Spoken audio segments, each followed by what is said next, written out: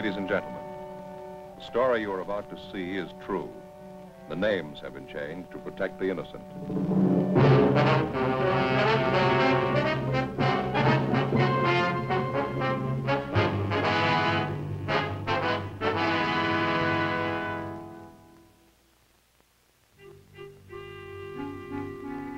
This is the city. All year round, it wears work clothes. On holidays, it dresses up.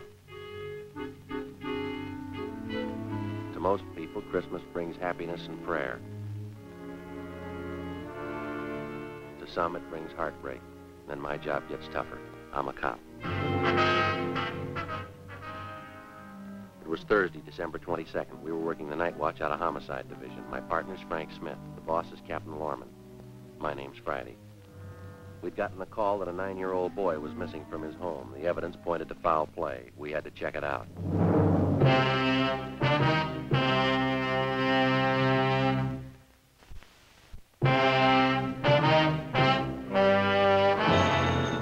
Okay. Homicide, Friday. Oh, yeah, Doherty. Uh-huh, yeah. What's that number? Right, I got it.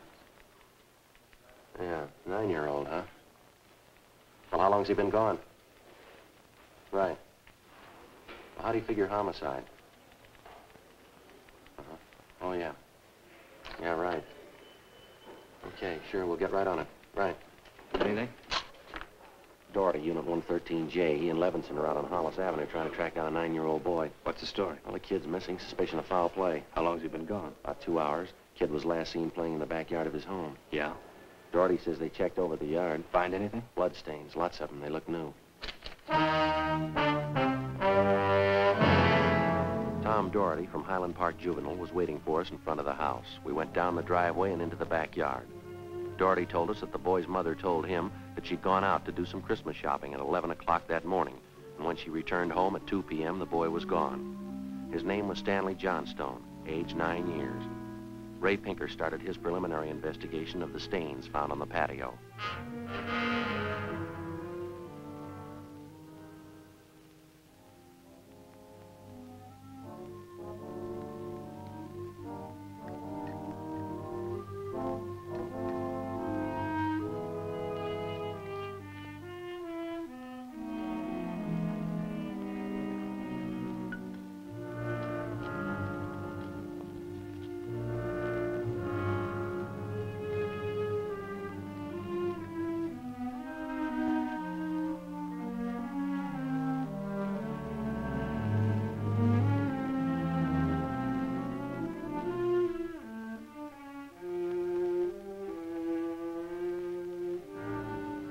There it is, fellas. Yeah, Ray. Very blue, blood stains, all right. I don't know whether it's human or animal. You have to go back to the lab to run it through? Yeah, biological precipitin test. How soon can you type the blood for us, Ray? Precipitin test won't run more than 20 minutes. Take 3 or 4 hours to run a blood grouping, though. Anything else you want to check? Now, let me borrow a scribe and an envelope, will you, Ray? Sure.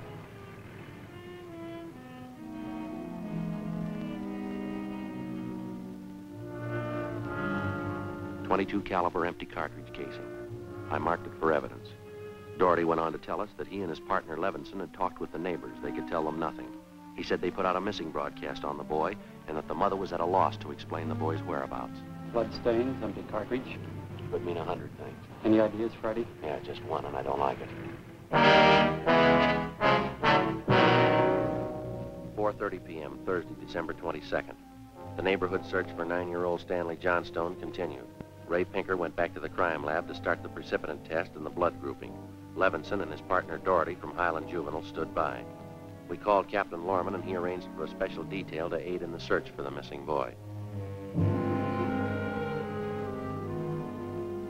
Frank and I questioned the boy's mother, a Mrs. Ruth Johnstone, a woman in her early 40s. She seemed fairly calm under the circumstances. Mrs. Johnstone, is your boy Stanley in the habit of wandering off without telling you where he's going? No, he's not in the habit of wandering off, but he has done it before. When was the last time, Miss Johnstone? You don't have any children, do you, Sergeant Friday? No, ma'am, I'm not married. Well, there comes that time in every young boy's life when he feels that it's time to leave home, go out on his own. Usually happens somewhere around 8 to 10. Yes, I think I know what you mean. I have a boy of my own. You know how it is. My husband and I scolded Stanley one afternoon after school, and he was quite put out about it. Thought George and I were unfair. packed a few of his things and left. How long was he gone? Oh, no time at all, about 2 hours. I was worried about him, but my husband said to leave him alone, said every boy had to go through that stage. Well, and you think he's run away from home again this time, do you? Yes, I think so.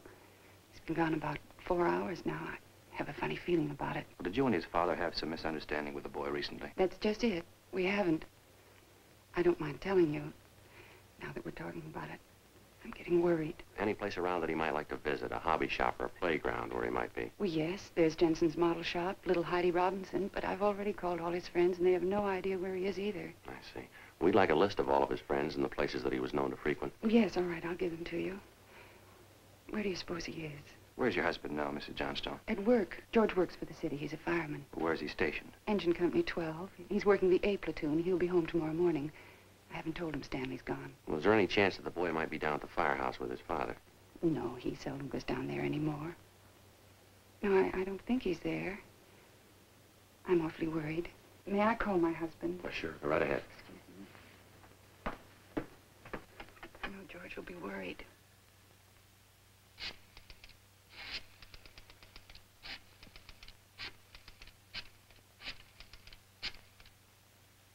Engine Company 12, please. Stanley's been gone too long. Hello? May I please speak with George Johnstone? This is Mrs. Johnstone. Thank you. I hate to call George at his work. Yes, ma'am. Does your husband own a gun? Yes, he does. What caliber, would you know? Well, it's a .45 automatic. He got it in the Army. George? This is Ruth, George. Is Stanley down there with you by any chance? Oh.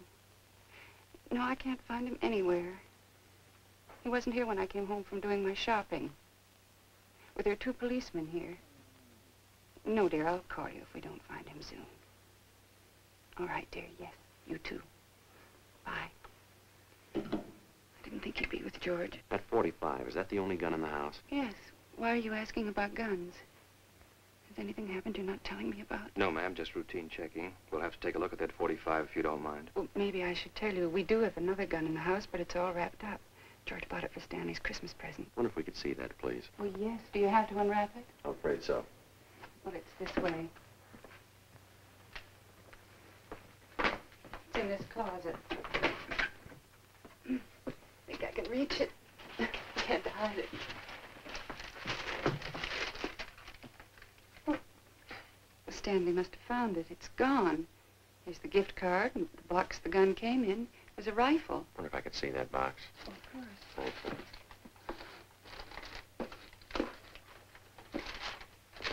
How about it, Joe?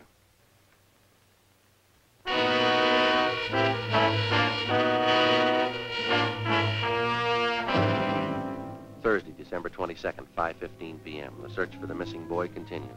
We checked the list of Stanley Johnstone's friends. None of them or their parents had any idea of his whereabouts. We talked with Doherty again. He'd been in touch with the detail combing the neighborhood. They found nothing. We went down to Hollis Avenue and 10th Street, the service station on the corner. Want a dime, Joe? No, I got one.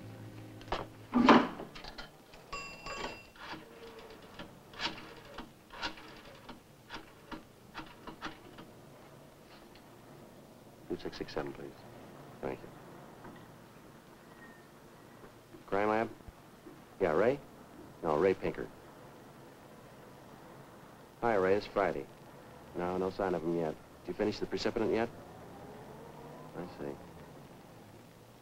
No, we don't know. Well, we didn't want to upset his mother any more than we had to. What? Oh, yeah. Yeah, we can do it that way. What? What? Oh. Yeah, well, transfer me over, will you, Ray? Yeah, thank you. Right, check you later, Ray. Well, hi, Captain. It's Friday. Yeah, well, we just left Doherty. If you...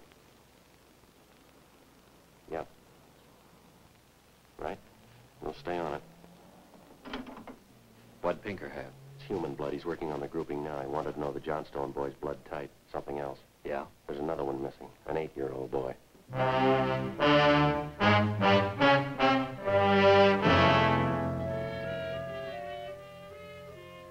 6:30 p.m. We talked with Officer Doherty about the other missing boy. He told us that his name was Stephen Martin, 8 years old. His family had just moved into the neighborhood. It seemed that no one besides the Martin family knew that the boys played together. We got a description of the Martin boy and put out a missing broadcast. We called the Johnstone's family doctor. He told us that Stanley's blood type was type O.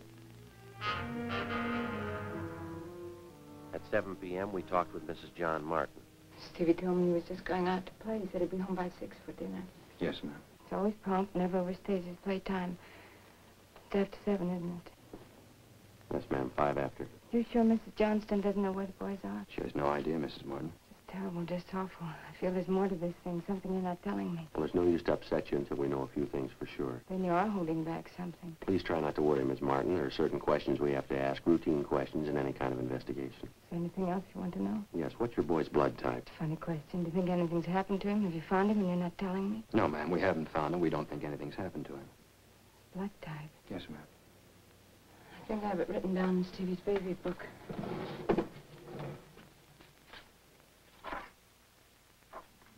Yes, here it is. It's type O. Thank you. I wonder if I might use your phone. Yes, of course, in the hall. Thank you. Excuse me. Mm-hmm.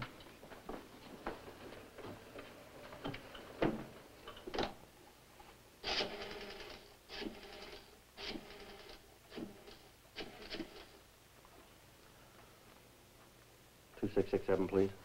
Right. Hello, Ray. This is Friday. Just checking back. I got the blood type of the 2 missing boys for you. Yeah, type O. No, both boys, type O. Yep. Right. Frank, see you a minute. Right, Joe. Excuse me, Miss Martin. Pinker just finished the blood grouping. Bad? The stains, both type O.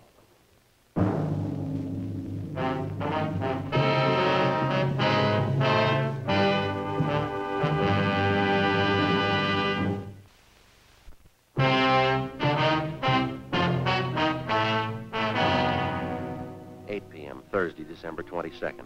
Still no sign of either of the missing boys. Captain Lorman went back to headquarters to direct the search from there. He dispatched another detail of 50 men to aid in the hunt for the missing youngsters.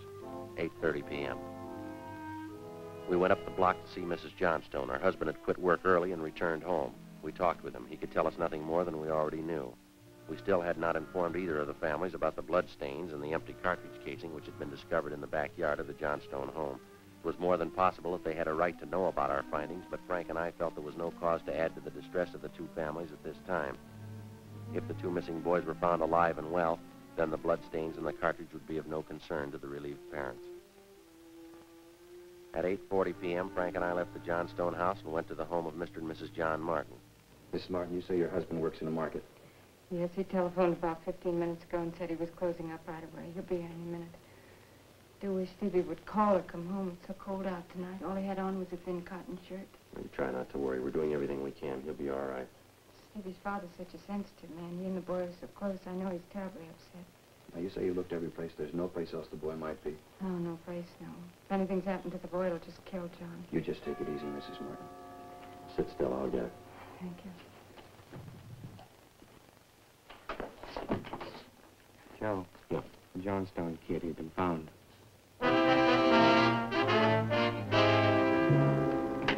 He's home, Sergeant. He's come home. Thank God he's all right. Well, where's he been? Did he tell you? No, he didn't. He's acting so strange. I've never seen him like this. How do you mean, Mrs. Johnstone? Well, he just came in the front door, said hello, Mom, sat down in a chair and stared at the floor. Won't talk to his father or me. Mind if we talk to him? Well, no, go ahead.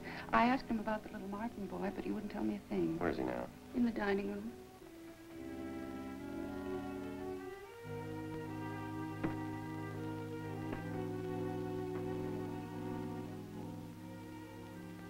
Looks all right, Joe. Yeah. Son, this is a police officer. He wants to talk to you. Don't be afraid, dear. He only wants to ask you some questions. Son. You see, Sergeant? Stanley. Look at me, son. Come on, youngster, get your head up. Come on now. That's better. Had your mother pretty worried, you know that? Want to tell us where you've been? You should try and get him to eat a little something. You hear that, son? You want something to eat?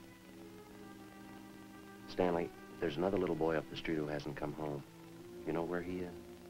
His father and mother are worried about him, too, just like your folks were. You've got to help us find him, son. I killed him. I killed Steve. With the 22. We were only playing, but I killed him. How do you know you killed him? Maybe he's only hurt now, isn't that it? No, he's dead. I know he's dead. The gun went off. We forgot we put bullets in there. Where is he, Stanley? I hit him. I was scared. I didn't want anybody to find him. I don't want to go to jail. Where'd you hide him, son? Out and back under some leaves. I didn't mean it. He was my pal. You want to show us where, Stanley? Yes, I'll show you. Please don't send me to jail.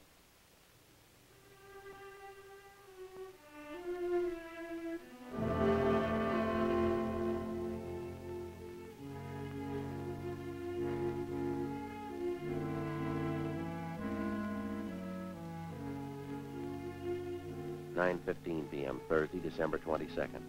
9-year-old Stanley Johnstone led the way out beyond the backyard of his home. He showed us the wagon he moved the body in.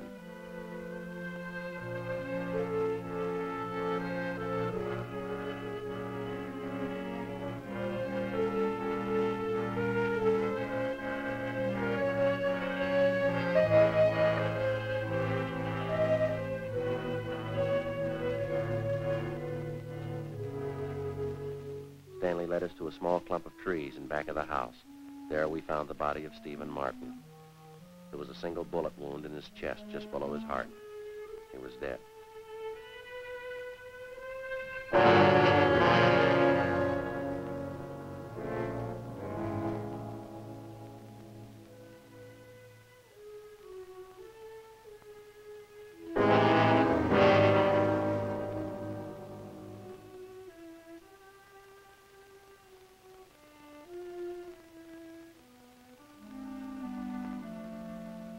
I knew my folks were going to give me the gun for Christmas. I knew where it was and I got it. There was a box of bullets with it. Were you pointing the gun at Stephen? No, sir. No, sir, I wasn't. It was Steve's turn to play with it. I was chasing him and he tripped over that stump there and the gun hit him in his stomach and went off. Why do you think you killed him if you're telling us the truth? I'm telling the truth. Honest, that's the truth. All right, I believe you, son, but why do you think you killed him? It was my gun. Steve'd still be alive if I didn't go get it. Should have waited till Christmas. It's all my fault. Where have you been all this time? Right here. With Steve. What were you doing, son? I was praying. I was praying for God to make you alive again.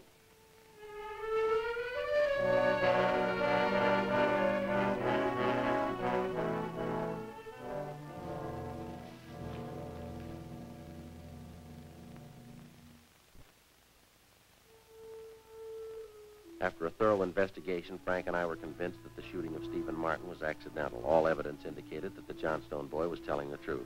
We put in a call to the coroner's office and acquainted him with the facts. He designated a local mortuary to handle the body pending autopsy and granted us permission to remove the body to the Martin home. Mrs. Martin collapsed. The family doctor was called. Frank and I sat in the living room to wait for John Martin, the dead boy's father.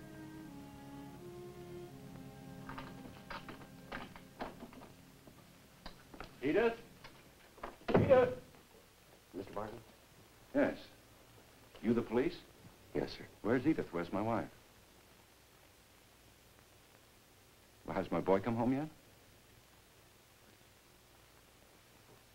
Well, have you found him? Yes, sir. Well, where is he? Stevie? Stevie?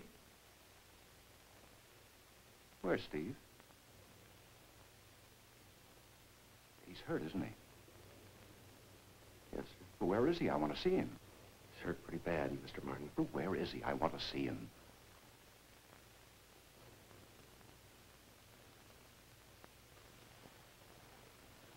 How bad? Pretty bad.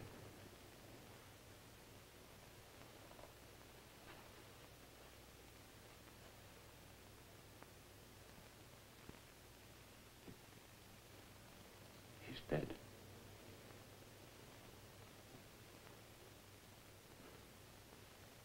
All right, if I go in? Yes, sir.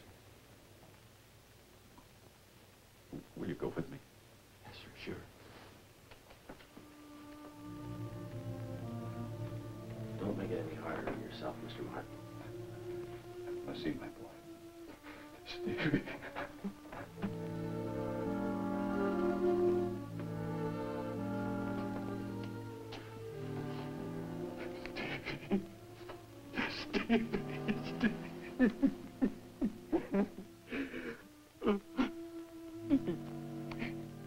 Listen to me, son. We've got a lot of nice things for you for Christmas. Everything you wanted. I got you the 3 new cars for the train. The one with the searchlight on it. It really works, Stevie. It really works. And the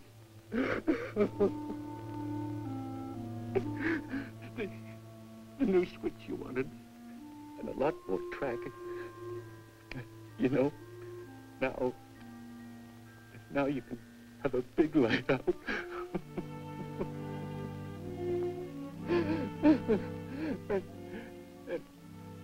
and you know that catcher's mitt you wanted? I got that for you too. The cowboy outfit.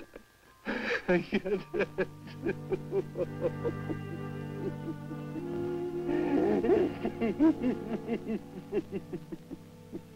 Mr. Martin.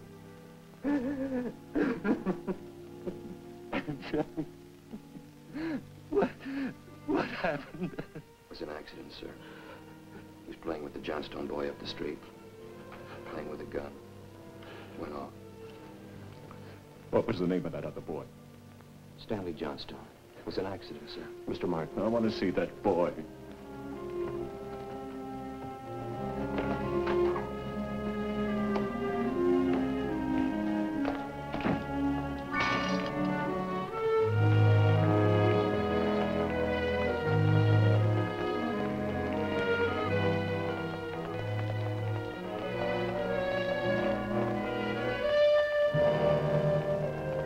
We had no idea what the dead boy's father had in mind.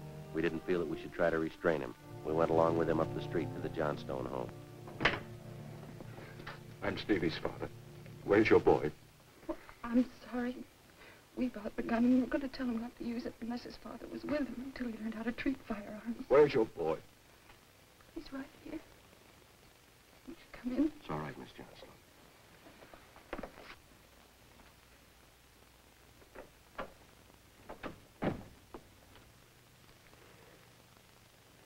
Are you the boy that was with Stevie? Yes, sir. What's your name? Stanley.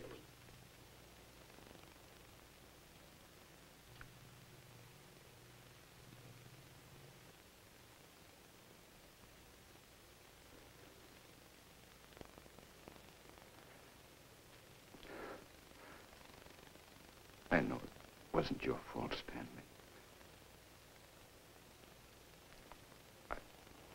I wonder if you'd do something for me. Yes. I've got a lot of nice presents for Stevie. I know he'd like you to have them. I want to give them to you. Christmas Eve. Mom, I think that'd be a fine idea, son.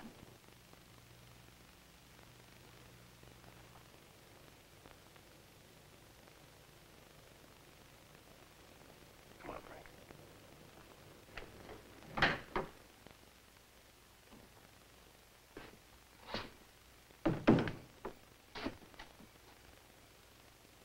Well, what's it all prove, Joe? You don't give a kid a gun for Christmas.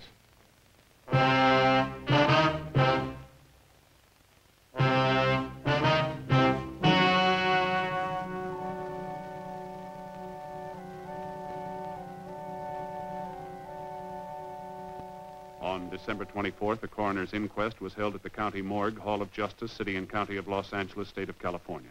In a moment, the results of that inquest. You know, if you're as busy as I am, you've got most of your Christmas shopping left to do. So take a tip from me. Give them quality. Give them Chesterfield. The only premium quality cigarette available in both regular and king size. And it's in the best looking Christmas carton that you're going to find. So make it a Chesterfield Christmas. And now, From all of us on Dragnet and the people who make Dragnet possible, Liggett and Myers, the over 6,000 wholesale distributors, and the 1,300,000 retail Chesterfield dealers, including the one you know so well, a Merry Christmas. The coroner's jury ruled that the death of Stephen Martin was the result of an accident.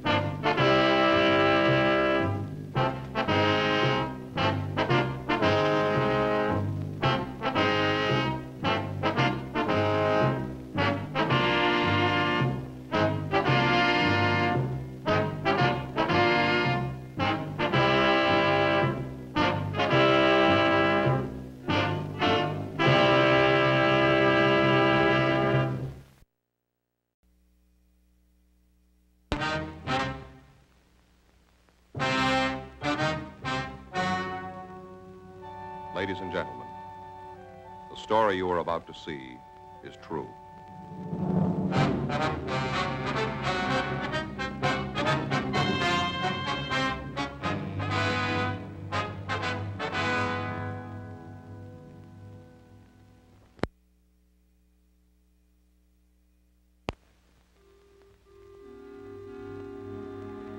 This is the city. Los Angeles, California. I work here. I'm a cop. It was Wednesday, December 24th. We were working the day watch out of burglary division. The boss is Captain Bernard. My partner's Frank Smith. My name's Friday.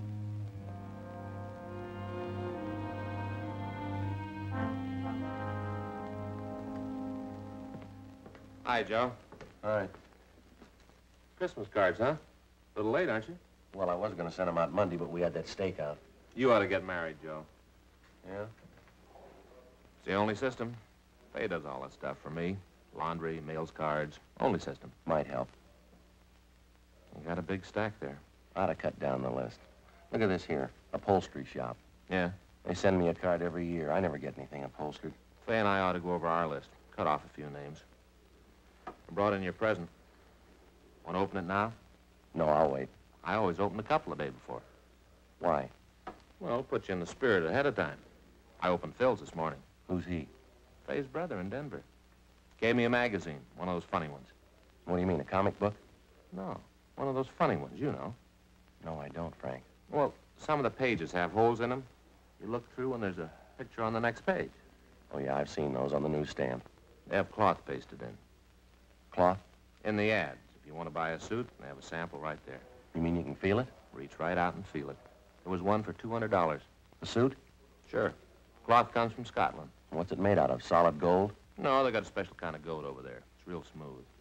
Not a goat, Frank. A sheep. Well, it's a special kind of sheep, then, because a suit costs $200. You gonna get one? I told Faye. She said, wear the sample. Anything doing? Fanning and Pryor were in on that market holdup. They come up with anything? Pound of air, nothing else. I hope it stays quiet. I got more shopping to do. I finished. What'd you get Ann? Stationery set, some paper and envelopes, leather binding. Joe, you'll never learn. Oh, what's the matter? No woman wants a stationery set. Get her something personal. Well, it's got her initials on it. No. You want something more sentimental, romantic. What'd you get Faye? It's different in her case. What'd you get Faye? Sewing machine. That's romantic. Well, it isn't a way. Why didn't you buy her a catcher's mitt?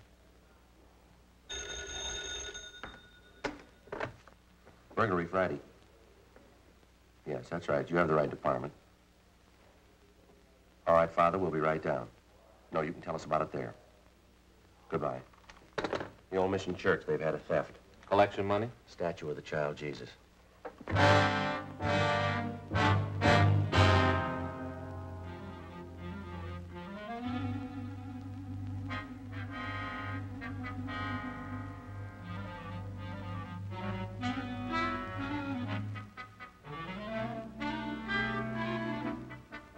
Frank and I checked out of the office and rode over to the church at the corner of Sunset Boulevard and Main Street, near the Union Station.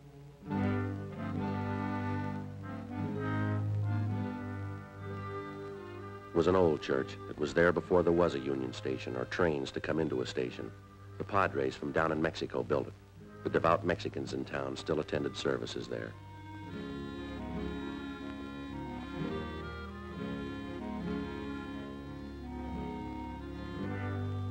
10:05 a.m. We asked for Father Xavier Rojas, who had communicated with us. We were told he was inside.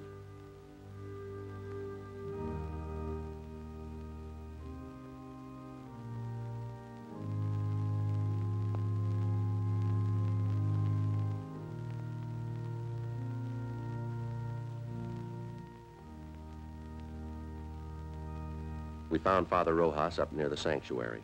He told us about the crib. It was a $70 duplication of the scene at Bethlehem. The parishioners had taken up a collection for it 31 years ago. It was put up every year on December 22nd and taken down after the holy season. It was beautiful, except that one of the shepherds had lost an arm, a sheep was old and cracked, and the infant Jesus was missing.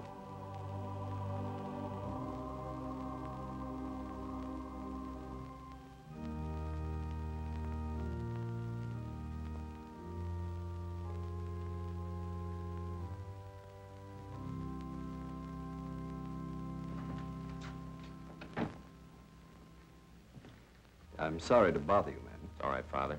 Especially now, the holiday season. We cash our checks, Father. You want to tell us what happened? Or what you think happened? I discovered the statue was missing right after the 6 o'clock Mass.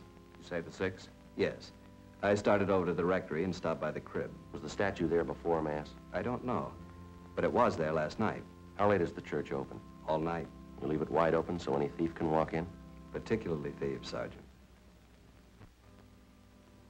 You say it was there last night, Father. How late? 10 or 11 o'clock. We had confessions. No one saw it after that? One of the altar boys, he says it may have been there. He thinks it was. Did he see it? He's not sure. What's his name? Pardon me.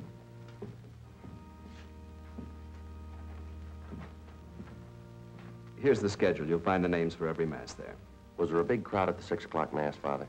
Not too many. 7's the big one. People on their way to work. Did anyone stay after Mass, did you notice? Not especially. I came back here, took off the vestments. I suppose it was 10 or 15 minutes before I went back in the church. It was empty then?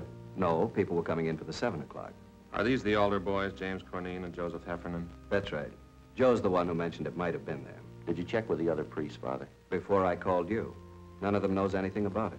Just for a check on the pawn shops, how much is the statue worth? In money? Well, that's the point in pawn shops, Father. Only a few dollars.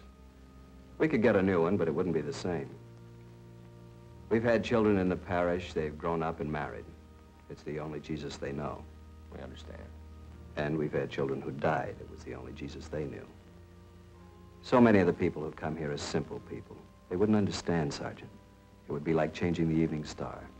We'll do our best, Father. That's why it would mean so much to have it back for the first Mass on Christmas. It's not very long, Father. Less than 24 hours. If anything turns up here, you know where to get in touch with us. Yes. It's sad, isn't it? How's that? In so short a time, men learn to steal. Yes, but consider us, Father. Us? If some of them didn't, you and I'd be out of work.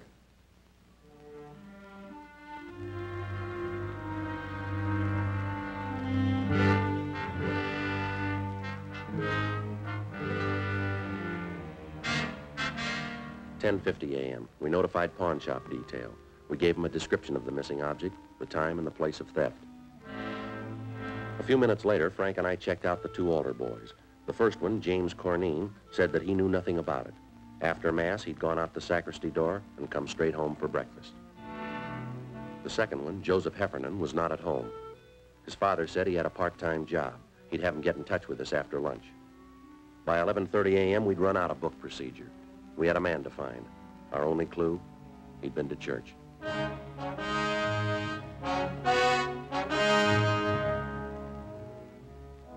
We're police officers. My name's Friday. This is my partner, Frank Smith. Pleased to see you. Caught me in the middle of a big chess match. Where's your partner? Up in San Jose. We've been playing for years. I see. You know, we do it through the mail. I send him a move, he sends me one. You Mr. Flavin? How do you know? We never met. Your name's on the window out front.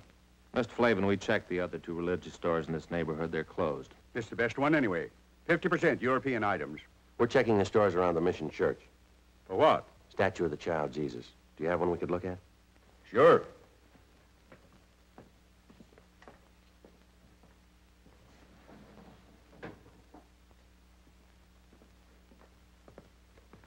No, sir, a larger one. You don't want a larger one, unless it's for a church. That's where you want a larger one. Could we see it, please?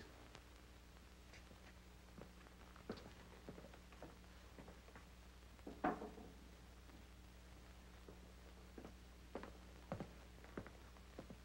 not my due to butt in. But unless you live in a big place, this will make your living room all the kilter. Yes, sir. Do most of the people who go to the Mission Church trade here? Good many of them, especially the kids. Why kids? More religious. Check on yourself. See if kids aren't more religious than you. Might be so. That's what's wrong with the world. Oh, I don't mean you're wrong with it. Everybody. Yes, sir. What if we could stick to the point, Mr. Flavin? Sure. A lot of people from the Mission Church come in here. Do people ever come in and sell back a religious article? Like a prayer book or rosaries? Yes, sir. Second-hand, you mean? Yes, sir. Not since I ever been around. It's silly. Why? People don't have religious articles so they can get rid of them. They have them so they can have them. But if a man had a statue and wanted to sell it, he'd come to a place like this. Sure, but he wouldn't want to sell it. He would if it was stolen. No, sir. If a man was to steal a statue, he'd be crazy or something like that. The only place he'd want to go is where crazy people are. You may be right, Mr. Flavin. I don't know what you fellas are looking for, but if it's somebody who stole a statue, he's crazy and you won't find him. You won't find him as long as you live, or in 1,000,000 years. That should cover it.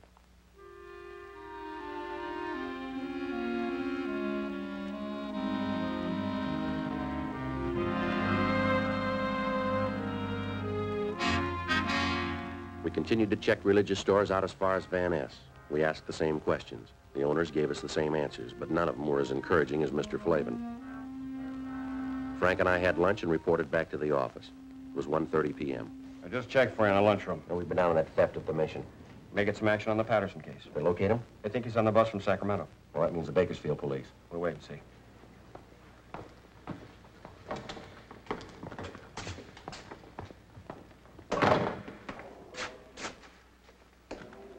One of you fellas, Sergeant Friday? He is. I'm Joe Heffernan.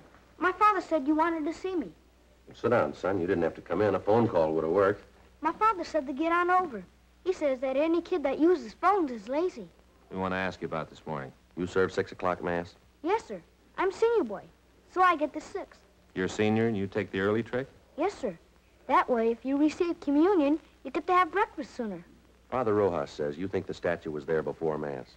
I didn't look, but I have a feeling it was there. A feeling? You know, how you have a feeling about something, but you're not sure. Did you stay around long after Mass? I put out candles and hung up my surplice. How long would that take? About 5 minutes, maybe. Did any of the people at Mass stay on? Some always do, especially ladies. Oh? Maybe they don't finish in time, or else they start new prayers. I don't know. So when you left, there were still some women there? No, sir. That was at first. After I went back to the sacristy, there was only this one man. What man? He comes at 6 o'clock all the time. Do you know his name? No, sir. But he works down in Olive, you know, paint shop, where they paint signs. Could you describe him? Sort of medium. He was wearing a suit that didn't match. Didn't match? You know, different pants than coat. How about his age? Oh, he's pretty old. Take a guess. About 40, maybe. There's nothing particular about him. Then why'd you notice him? I've seen him before.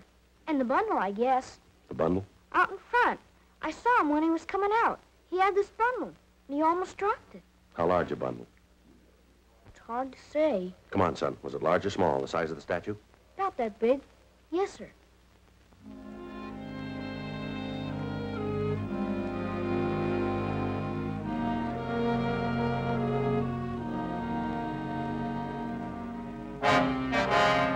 We located the sign shop. The suspect didn't work there anymore, but we discovered his name was Claude Stroop. We found out where he lived. 2:25 p.m. We arrived there. It was a hotel for men, mostly old men, mostly down and outers. It was called the Golden Dream. Police officers. We're looking for Claude Stroop. Hope Claude didn't get in any trouble. So do we. Is he in? No. He's got room 307. You can check if you like. We'll take your word. Were you on this morning? Yeah, the early shift. Well, we don't have shifts. My uncle owns the place. I'm the shift. Did Stroop spend last night here? Came in about 11. When did he leave this morning? Around 6, maybe before. Did he come back after? 8 o'clock or so. Then left. Supposed to be back at 10. And pulls this trick. What trick? Our program. He knows the other fellas need him. Program? Here at the hotel. Every Christmas we have a program. Put up a tree and sing. They're mostly old fellas. Singing like that makes them remember back when they were kids. Then Jimmy Finn comes on. Jimmy Finn? He shares number 409. His family once had a lot of money, so he tells the fellas about it. Stories about Christmas. How they had this big log, and his grandfather used to start it up, and after dinner, everybody turned over his plate, and there underneath was a $20 gold piece. Brand new one. When Stroop came in this morning, did he have a bundle? I didn't see him come in. You said you saw him. I saw him go out after, but not come in. When was that? 8. If you want to look for a bundle, I could give you his key. We don't have a warrant. It's all right. I know about police. It's all right with me. It's not with us. I didn't mean that. I just meant it was all right with me. Good King Wenceslas looked out on the feast of Stephen, when the snow lay round about, deep and crisp and even. Brightly shone the moon that night, though the frost was cruel. When the poor men came in sight, gathering winter fuel.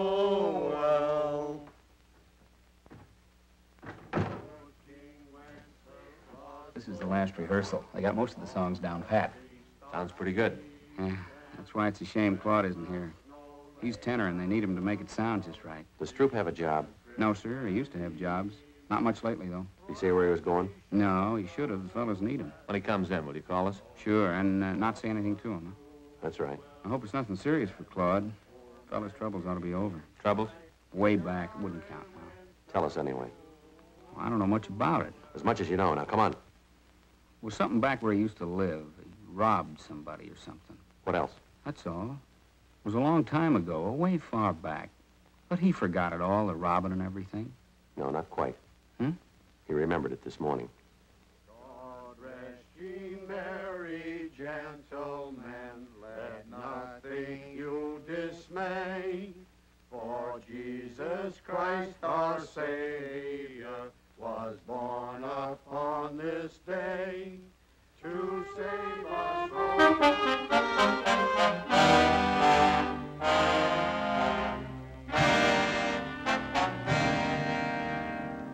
We ran Claude Stroop's name through R&I. If he'd been booked anywhere, we had no record of it. At least not under that name. 4:15 p.m. Pawn shop detail reported back.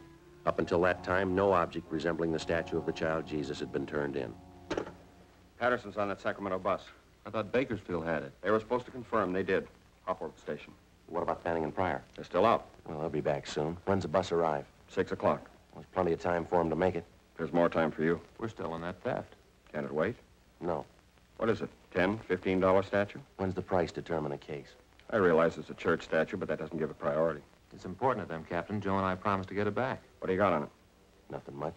And why are you so big-hearted? Burglary Friday. When? No. Don't say anything. No. Right. It's Claude Stroop. He just walked into the hotel. He's our suspect. Nobody's leaked to him? No. You'll keep. You can run him down tomorrow.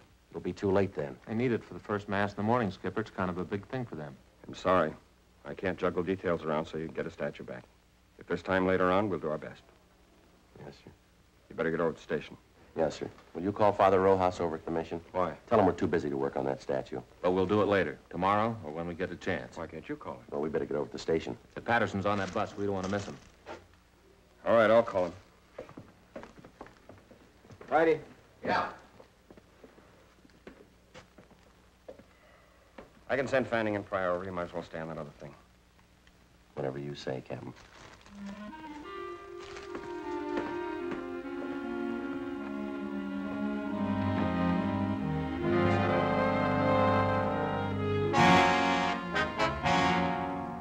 4:43 p.m. We arrived at the Golden Dream Hotel. The desk clerk was right. Claude Stroop looked like a man who'd had his troubles at bargain rates. Your name Claude Stroop? Yes, sir? Police officers. We'd like to talk to you.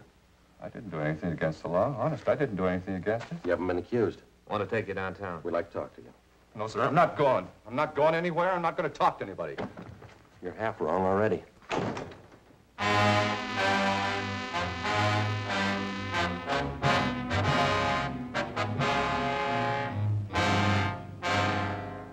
"5:15 p.m. We returned Stroop for interrogation.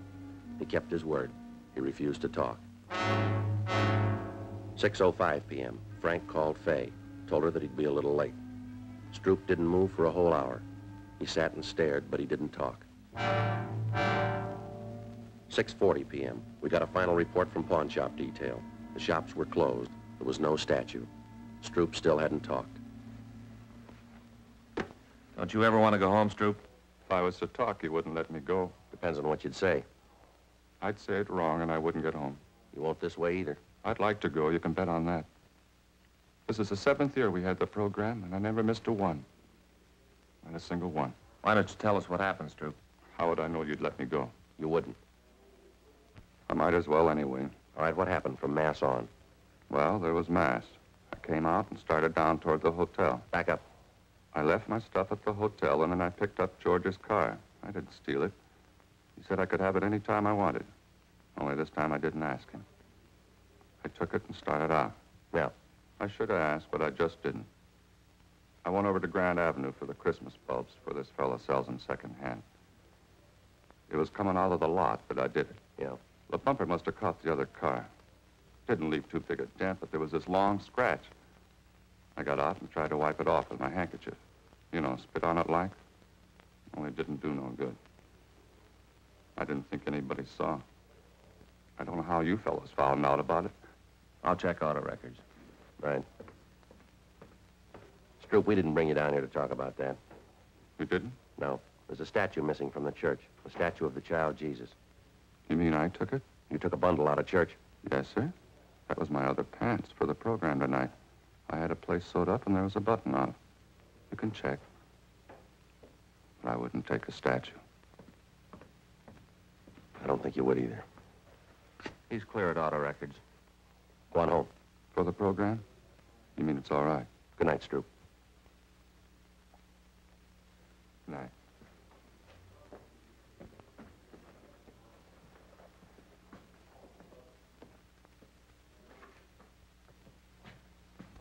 Merry Christmas.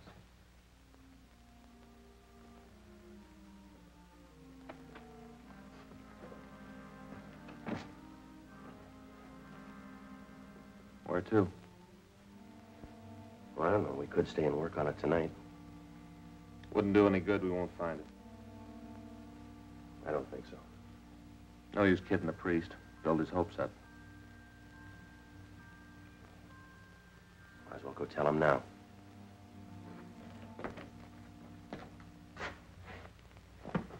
Merry Christmas.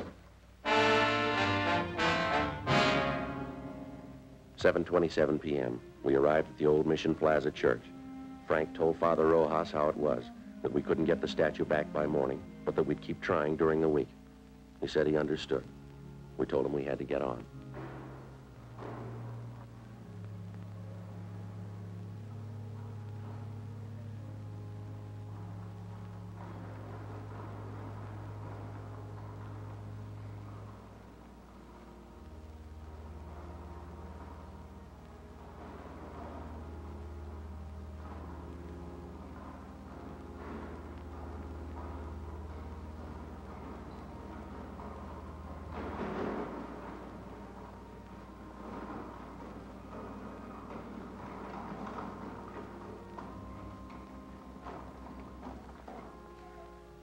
Paquito?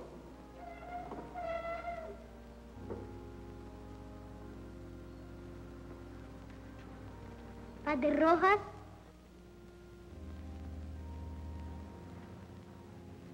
It's Paco Mendoza, a boy from the parish. Ask him where he found it. ¿Dónde lo encontraste? No lo encontré, le cogí esta mañana. He didn't find it, he took it. Why? ¿Por qué? Todos los años Paquito rezó por un camioncito rojo. Este año Paquito rezó al niño Jesús. Yo prometí al niño Jesús el primer viaje en mi camioncito. He says all through the years he's prayed for a red wagon. This year he prayed to the child Jesus. He promised that if he got the wagon, the child Jesus would have the first ride in it. ¿Vendrá el diablo para llevar a Paquito? He wants to know if the devil will come and take him to hell. That's your department, Father. No el diablo. Jesús ama a Paquito mucho.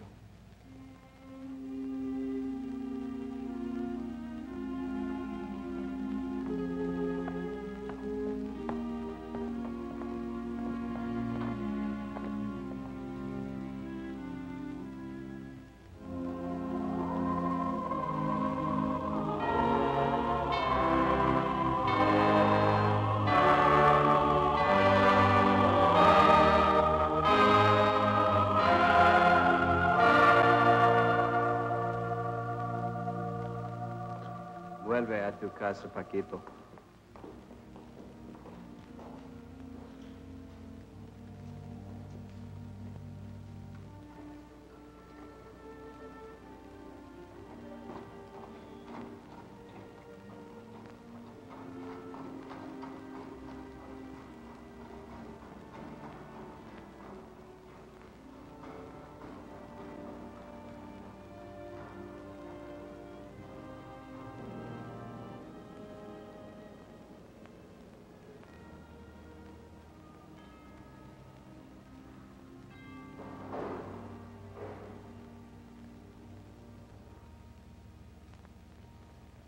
I don't understand how he got that wagon today. Don't kids wait for Santa Claus anymore? It isn't from Santa Claus. The firemen fix old toys and give them to new children. Paquito's family, they're poor.